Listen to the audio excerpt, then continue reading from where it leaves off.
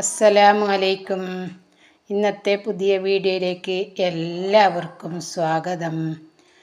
ഞാനിന്ന് നമ്മുടെ യാസീൻ സൂറത്തിൻ്റെ മഹത്വമായിട്ടാണ് വന്നിട്ടുള്ളത്.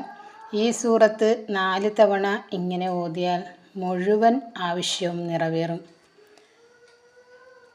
പരിശുദ്ധ ഖുർആനിൻ്റെ ഹൃദയഭാഗമാണ് യാസീൻ സൂറത്ത് എന്നാണ് പറയപ്പെടുന്നത്.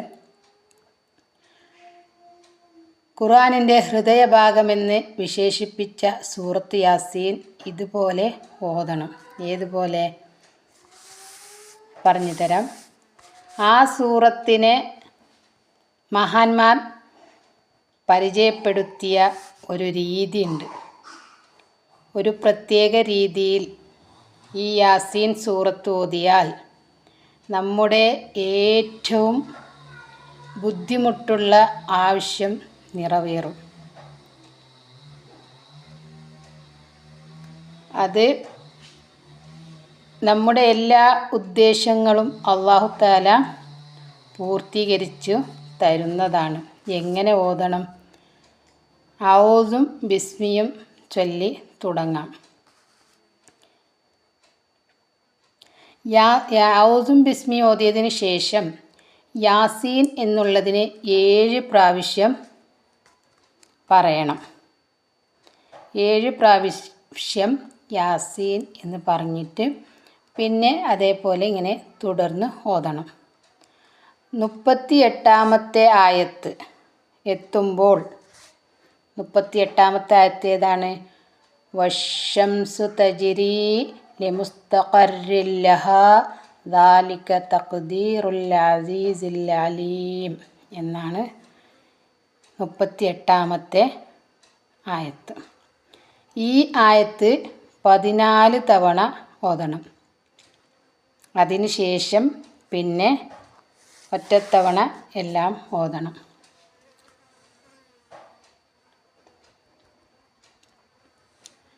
58ാമത്തെ ആയത്ത് എത്തുമ്പോൾ 58ാമത്തെ ആയത്ത് സലാമുൻ ഖൗലും മിർ റബ്ബിർ റഹീം.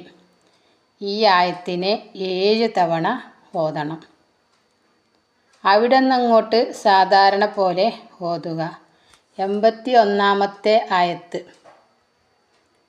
81ാമത്തെ ആയത്ത് എത്തുമ്പോൾ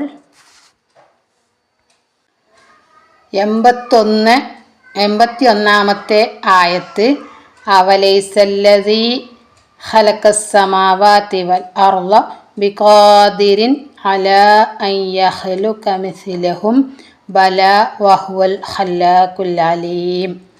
അവിടെ എത്തുമ്പോൾ ഈ ആയത്തിനെ 12 തവണ ഓതുക. എന്നിട്ട് യാസീൻ മുഴുവനും ഓതി തീർക്കുക. ഇങ്ങനെ യാസീൻ 4 തവണ ഓതിയാൽ മുഴുവൻ ആവശ്യങ്ങളും നിറവേറും. ഇത് ഏത് സമയത്താണ് ഓതേണ്ടത്? സുബ്ഹി നിസ്കാരത്തിന് ശേഷമാണ് ഓതേണ്ടത്. ഇത് നമുക്ക് ഏറ്റവും നല്ല ബുദ്ധിമുട്ടുള്ള സമയത്താണ് ഇങ്ങനെ ഓതേണ്ടത്. ആ ബുദ്ധിമുട്ടുള്ള ആവശ്യം നമുക്ക് നിറവേറി കിട്ടുക തന്നെ ചെയ്യും. ഇങ്ങനെ 4 പ്രാവശ്യം ഓതിയതിന് ശേഷം ഒരു ഫാത്തിഹ സൂറത്തും കൂടി ഓതണം. എന്നിട്ട് നമുക്ക് ഏറ്റവും പ്രയാസപ്പെടുന്ന ആഗ്രഹിക്കുന്ന ഉദ്ദേശം എന്താണോ അത് പടച്ച റബ്ബിനോട് പറയുക. എന്നിട്ട് ദുആ ചെയ്യുക. എല്ലാ സമയത്തും ഇതുപോലെ ഓതണം എന്നല്ല. നമുക്ക് ബുദ്ധിമുട്ട്, നല്ലോണം പ്രയാസം, ടെൻഷൻ വരുന്ന സമയത്ത്, നല്ലപോലെ ടെൻഷനും പ്രയാസവും ബുദ്ധിമുട്ടും അനുഭവിക്കുന്ന സമയത്ത് ഇതുപോലെ 4 തവണ യാസീൻ ഓതി ദുആ ചെയ്താൽ റബ്ബ് നമ്മുടെ ദുആ സ്വീകരിക്കുക തന്നെ ചെയ്യും. അത്യാവശ്യ ഘട്ടങ്ങളിൽ മാത്രം ഇതുപോലെ ഓതി ദുആ ചെയ്യുക. അപ്പോൾ ഇന്നത്തെ വീഡിയോ ഇത്രയൊക്കെ തന്നെയാണ്. എല്ലാവർക്കും ഇഷ്ടപ്പെട്ടു എന്ന് ഞാൻ കരുതുന്നു. ഇഷ്ടപ്പെട്ടാൽ ലൈക്ക് ചെയ്യുക, ഷെയർ ചെയ്യുക, കമൻറ്റ് ചെയ്യുക. സബ്സ്ക്രൈബ് ചെയ്യാതെ കാണുന്ന ആരെങ്കിലും ഉണ്ടെങ്കിൽ സബ്സ്ക്രൈബും ചെയ്യുക. ഇനി ഇതുപോലെ പുതിയ അറിവുകളുമായിട്ട് വരാം. മുമ്പത്തെ വീഡിയോയിലൊക്കെ എനിക്ക് അറിയുന്നതായ അറിവുകൾ ഞാൻ പകർന്നു തന്നിട്ടുണ്ട്. എല്ലാവർക്കും ഉപകാരപ്പെടും എന്ന് ഞാൻ വിചാരിക്കുന്നു. ഇനി അടുത്ത പുതിയൊരു വീഡിയോ ആയിട്ട് വരാം. അതുവരേക്കും എല്ലാവർക്കും അസ്സലാമു അലൈക്കും.